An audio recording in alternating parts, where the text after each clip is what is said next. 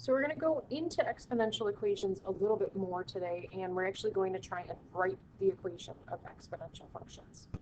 So taking a look at this first exercise, an exponential function in our form of a times b raised to the x is presented in the table. We have to determine the values of a and b and explain our reasoning. So the value of a is going to be a value of 5 in this case. And why do we know that? Well, if I'm trying to solve for a, let's go up to our equation here. Let's think what happens if I plugged in 0. So if we solve 0, I would have a times b to the 0. I know anything to the 0 is 1. So f of 0 would equal a. Well, when I plug in 0 in the chart, I get out an answer of 5. So I know that that has to be our answer.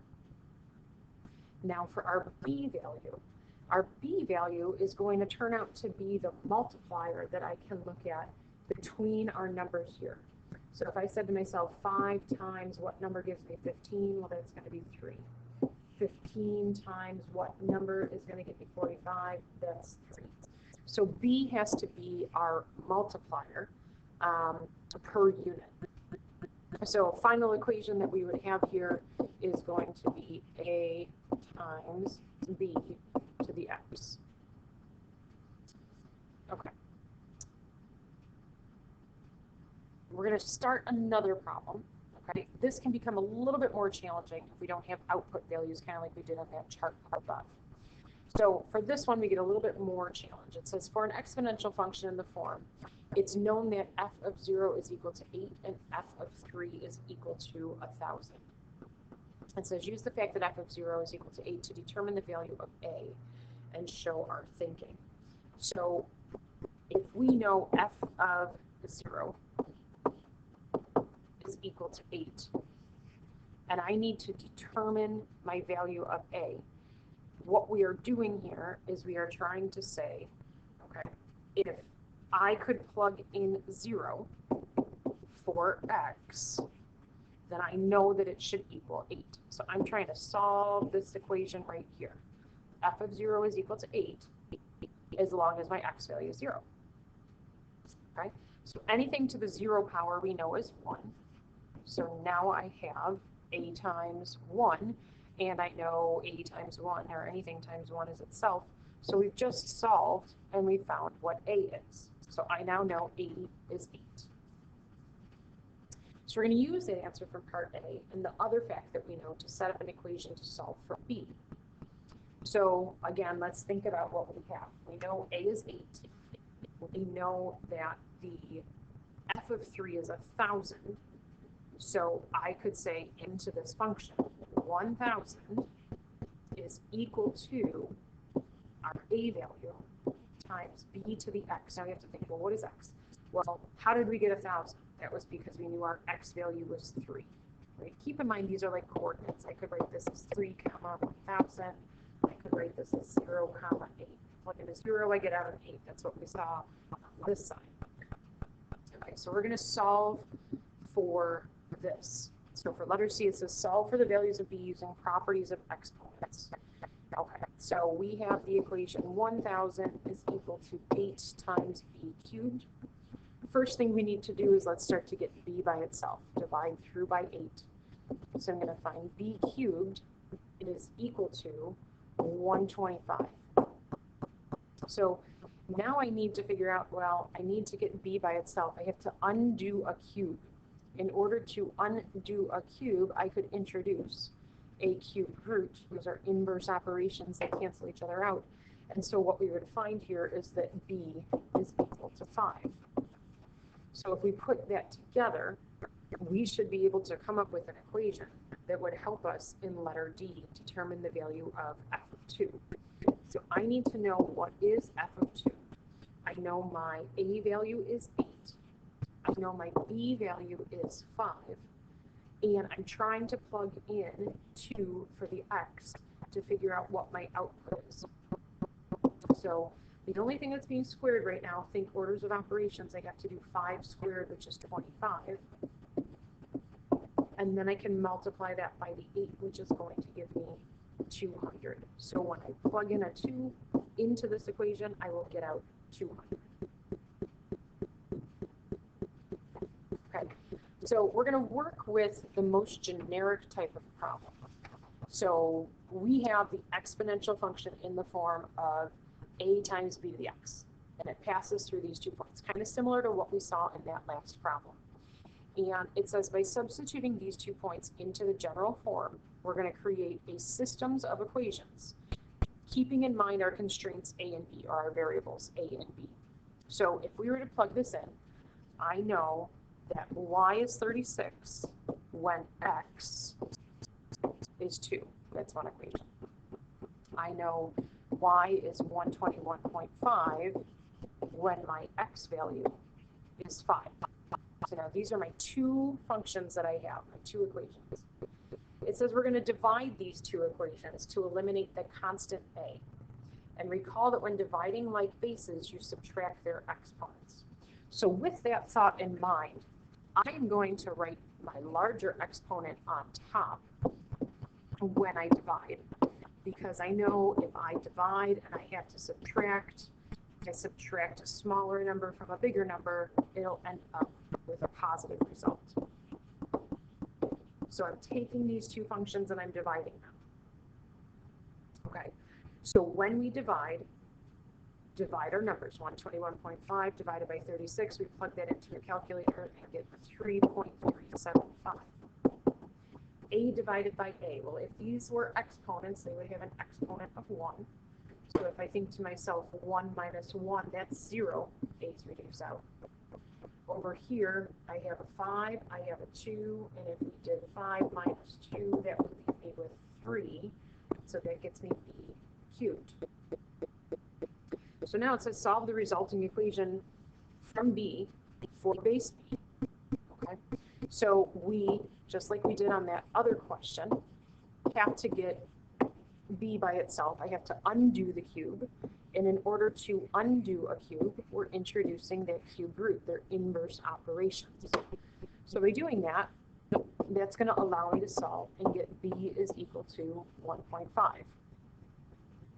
Okay, we still don't know the value of a, but now we can go back into one of our other equations. For instance, we have this equation 36 is equal to ab squared, and I could plug in b. So now I have 36 is equal to a times 1.5 squared. So now notice I have one equation with one variable. We can solve for that. So if I took this, I could square 1.5. So that would give me 2.25a. I want to get a by itself. So I'm going to divide through by 2.25. And that's going to leave me with a equaling 16. So now if I put it all together to form our final equation, I have a, I have b. Our final equation is going to be a times b to the x. Here's your final equation. So something you want to keep in mind, and we mentioned this, when you are solving these, I always like to divide the 2 with the larger exponent on top. And so what do I mean? The larger exponent, if I think of a number line, that's the farther from the left on the number line. And the smaller exponent is going to be farther from the right side on the number line. Okay, so we'll try another one. So it says, we're going to find the equation of the exponential function graphed below. Similar to what we just did. It's just this time we have a graph that goes with it. So we have our 2 coordinates. And the other thing that's going to be different this time is you're going to notice I have negative value. So I have ab to the x is equal to y.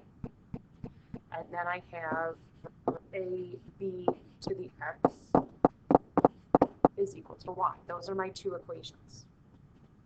And when we subtract, we want to have the, or I'm sorry, divide, we want to have the larger exponent on top. So I am going to put ab squared equals 0.5 on the top, and I'm going to divide it by ab to the negative 2 equals 128 on the bottom.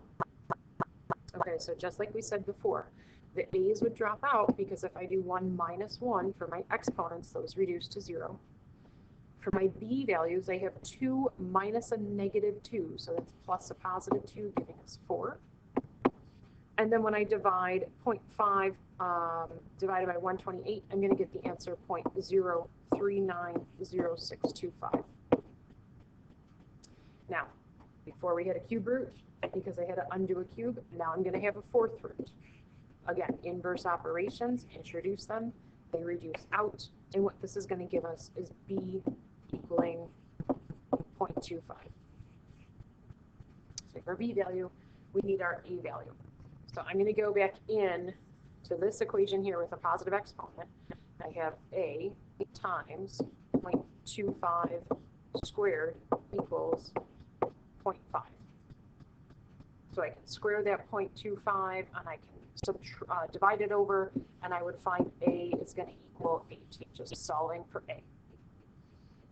Plug it back in, write your equation. We have y equals 8 times 0.25x. And you can always graph this out, check it out, go to your table, make sure that those 2 points actually intersect.